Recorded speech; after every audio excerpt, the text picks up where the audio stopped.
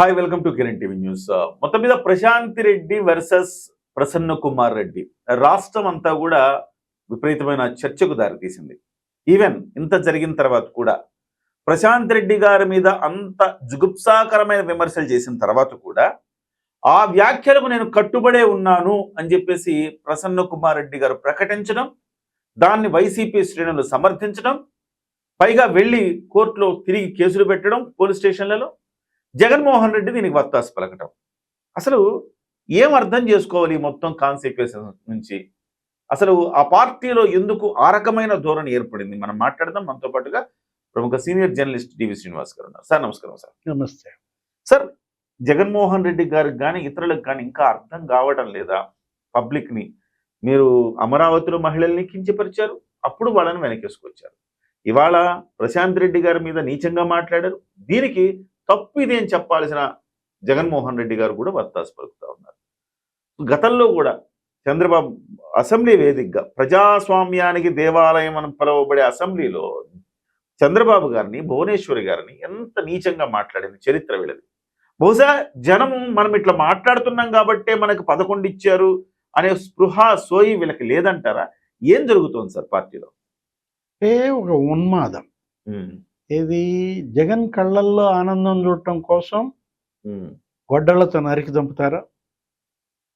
జగన్ కళ్ళల్లో ఆనందం చూడటం కోసం పోలీస్ స్టేషన్లో ఎంపీని చిత్రహింసలు పెడతారా? మళ్ళా వీడియోలో చూపిస్తారు ఆ కొట్టుడు, లేకపోతే ఆ చంపుడు. అంటే జగన్ కళ్ళల్లో ఆనందం కోసం ఈ విధంగా మురికి మాటలు మాట్లాడతారా?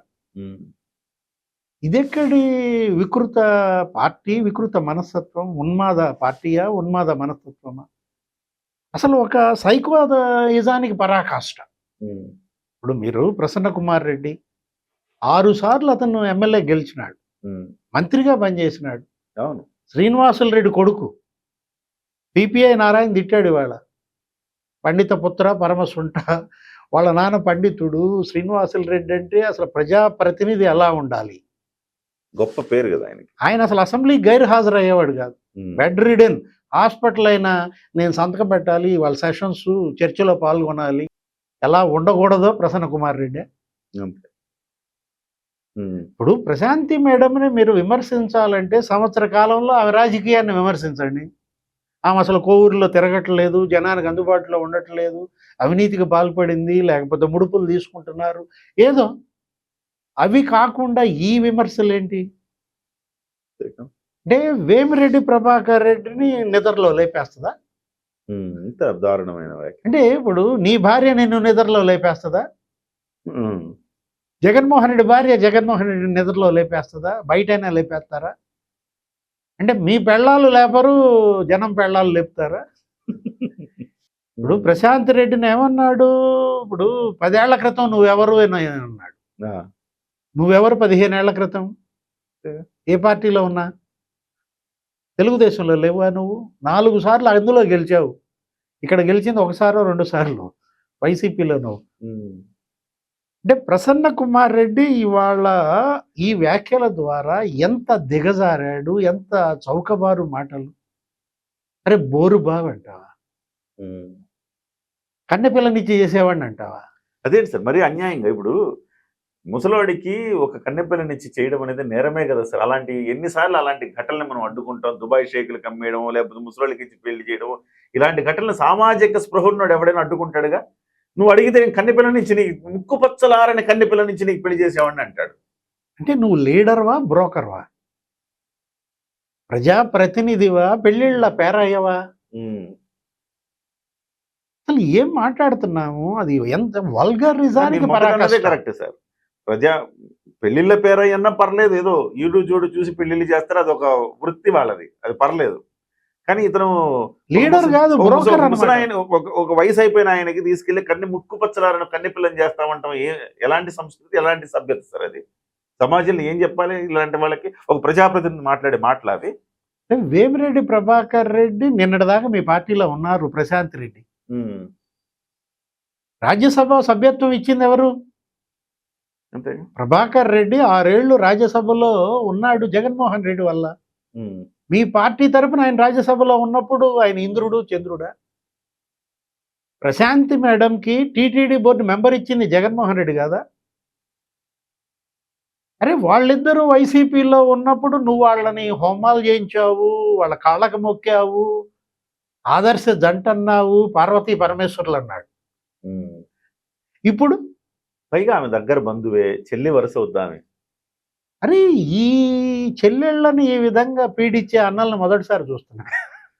ఆమె షర్మిల అవును. తోడ పుట్టిన అసలు రక్తం మంచుకు పుట్టిన చెల్లి షర్మిల పట్ల జగన్మోహన్ రెడ్డి వ్యాఖ్యలు. పచ్చ చీర కట్టుకుని చంద్రబాబుని మెప్పించడానికి వెళ్ళిందంటాడా? ఎంత దారుణమైన సొంత చెల్లి చీరమై కామెంట్ కాదు. ఆమె వయసు ఎంత, చంద్రబాబు వయసు ఎంత, ఉమ్. మెప్పించడానికి వెళ్ళుద్దా?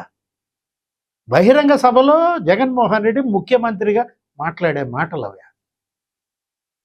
సార్, అరే. ఇప్పుడు ఫ్రెండ్స్ సార్, ఇన్ని అరెస్ట్ చేసే అవకాశం ఉందా? ఇప్పుడు ఒక చర్చ జరుగుతుంది సార్. చేబ్రోలు కిరణ్ అనే ఒక వ్యక్తి భారతి గారి మీద అవాకులు చవాకులు ఇలాగే మాట్లాడితే ఇమ్మీడియట్ గా లోపలేసారు, అరెస్ట్ చేసి. మరి ఆయనకు ఒక న్యాయం, ఈయనకు ఒక న్యాయమా? మాజీ ఎమ్మెల్యే అయితే ఈయనకి ప్రత్యేకమైన హక్కులు ఏమన్నా ఉంటాయా? ఇలా అనొచ్చు అనే హక్కులు ఏమన్నా ఉంటాయా? ఈయనకి అది వర్తించదా? ఈయన అరెస్ట్ చేయరా అన్న చర్చ, నిరసన మీకు కోవూరు నుంచి దాదాపు నెల్లూరు జిల్లా నుంచి విజయవాడ దాకా ఆ నిరసనలు పాకుతూ ఉన్నాయి సార్. ఎట్లా చెప్తారు? దీనికి సమాధానం చెప్పాల్సింది కూటమి ప్రభుత్వం, ఉమ్. ముఖ్యమంత్రి చంద్రబాబు, ఉమ్. Home minister Anitha, Anitha. DGP. ఉమ్. ఎందుకంటే ఇవాళ కిరణ్ మీ పార్టీ వాడని అరెస్ట్ చేశారా? ఉమ్. అంటే ప్రసన్న కుమార్ రెడ్డి పైన కేసు నమోదు చేయడానికి కానీ అరెస్ట్ చేయడానికి కానీ ధైర్యం చాలటం లేదా? ఉమ్.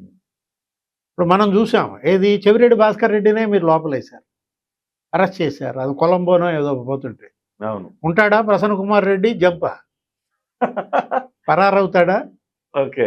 ఇప్పుడు వీళ్ళ- ఇవాళ వీళ్ళ- పరారీ వీళ్ళ- జాబితాలో కొత్త పేరు వీళ్ళందరికీ సింగపూర్, మలేషియా, శ్రీలంక, దుబాయ్, తర్వాత లేకపోతే ఈ థాయిలాండ్, ఇలాంటివన్నీ రెడీగా ఉంటాయా సార్ వీళ్ళకి? ఇక్కడ ఇక్కడ ఇక్కడ తప్పించుకొని అక్కడికి వెళ్ళడానికి రెడీగా అకామిడేషన్లు ఉంటాయేమో. నిన్నటిదాకా కాకాని గోవర్ధన్ రెడ్డి పరారీ, పరారి. మాజీ మంత్రి, ఉమ్. 5 సార్లు ఎమ్మెల్యే గెలిచినాడు. ఉమ్. పట్టుకొచ్చారు. ఎక్కడో కేరళలో దొరికాడో, కర్ణాటకలో దొరికాడో, 4 రాష్ట్రాల్లో తిరిగినట్టున్నాడు. హైదరాబాద్లో కూడా ఆటోలో తిరిగాడంట. ఆ. ఎవరు ఆటో డ్రైవర్ ఫోన్ తీసుకుని మాట్లాడాడని ఆ లొకేషన్ పట్టుకున్నారు. ఇప్పుడు ప్రసన్న కుమార్ రెడ్డి కూడా పరారియా? అంటే ఇక్కడ మనం అంటే ఏంటంటే పరారయ్యేదాకా వేచి చూస్తారా కూటమి ప్రభుత్వం, లేకపోతే అరెస్ట్ చేస్తారా అనేది ఒక అంటే పాయింట్ మీరు నడుస్తుంది. ఇందాక కిరణ్ గురించి ప్రస్తావించారు. ఉమ్. అతను క్షమాపణ చెప్పాడు. ఉమ్. అతను పశ్చాత్తాపడుతూ ఒక వీడియో వదిలాడు. వదిలాడు. ఎస్, కరెక్ట్, మీరు చెప్పింది కరెక్ట్. ఏది నీ కాళ్ళు పట్టుకుంటా భారతమ్మ అన్నాడు. అవును. ఇంకో 9 మంది ఎక్స్ట్రా నేను సీట్లు ఇస్తాను.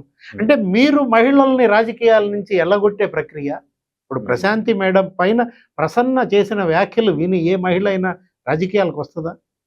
మీరు ఇందాక ఇంట్రోలో కూడా చెప్పారు.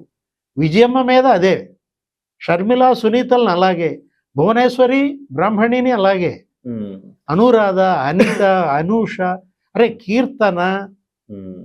అంటే ఇదేం సార్ ఇది? అంటే జగన్మోహన్ రెడ్డి గారిని మెప్పించాలి అంటే ఇదేమైనా క్వాలిఫికేషనా సార్ ఇది?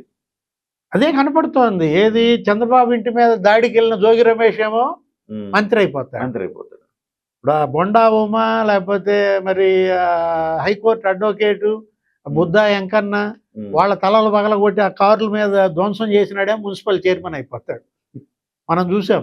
పోసాని కృష్ణమురళి పవన్ కళ్యాణ్ని వాళ్ళ ఫ్యామిలీని అత్యంత జుగుప్సాకరంగా తిడితే ఎఫ్డిసి చైర్మన్ అవుతాడు.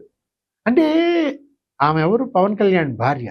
ఉమ్. తన బిడ్డ ఆ మార్క్ శంకర్ అక్కడ సింగపూర్ ప్రమాదంలో బయటపడితే ప్రాణాలతో ఉమ్. ఆమె ఏదో మొక్కులు చెల్లించుకుంది, తలనీలాలు ఇచ్చింది. మరి ఎన్ని వ్యాఖ్యలు చేశారండి. ఆమె రష్యన్ మహిళ. ఉమ్. అంటే వీళ్ళకి మహిళలు అంటే పొసగదా? అసలు ఇక్కడ మనం చూస్తుంది ఎంతమంది ఉసురు పోసుకుంటారు. ఉమ్. ఏ మహిళ ఈ పార్టీకి ఓటేస్తుందని అడుగుతున్నా.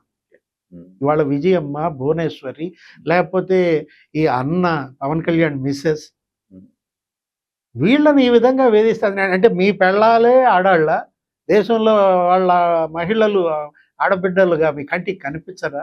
Yes, sir. ఆడబిడ్డల ఉసురు పోసుకుంటున్నారు. మొన్న మీరు 151 నుంచి 11 స్థానాలకు వచ్చారు. ఉమ్. ఎవరి వల్ల? ఎంతమంది ఉసురు పోసుకున్నారు? 30,000 మంది మహిళలు పుస్తెలు తెంచారు. ఉమ్. 30,000 మంది మహిళలు అదృశ్యమయ్యారు. ఆ రోజు అదే కదా పవన్ కళ్యాణ్ బయట పెట్టింది. అవునండి, అవును. అంటే ఇప్పటికీ వీళ్ళల్లో పశ్చాత్తాపం, మార్పు లేకపోగా ఇంకా ఏ మహిళ ఈ పార్టీకి ఓటేస్తది? అంతే, అది కరెక్ట్. మీరు చెప్పిన point correct sir. Thank you very much sir. అంటే ఇక్కడ మహిళలందరూ ఆలోచించాల్సింది అది. సో మొత్తం సిరీస్ మొత్తం ఒకసారి చూస్తే జగన్మోహన్ రెడ్డి గారి పార్టీ చరిత్ర మొత్తం కూడా తల్లి చెల్లి దగ్గర నుంచి చూస్తే అందరి మహిళల పట్ల అణిచివేత, మహిళల పట్ల జుగుప్సాకరమైన వ్యాఖ్యలు, మహిళల పట్ల నిర్లక్ష్యం, అణిచివేయటం ఇవే కనపడతా ఉన్నాయి. మరి మహిళలే ఆలోచించుకోవాలి, వైఎస్ఆర్సీపీకి ఓటెయ్యాలా వద్దా అనేది మీ ఆత్మగౌరవానికి సంబంధించిన అంశంగా మీరు చూసుకోవాలి. నమస్తే.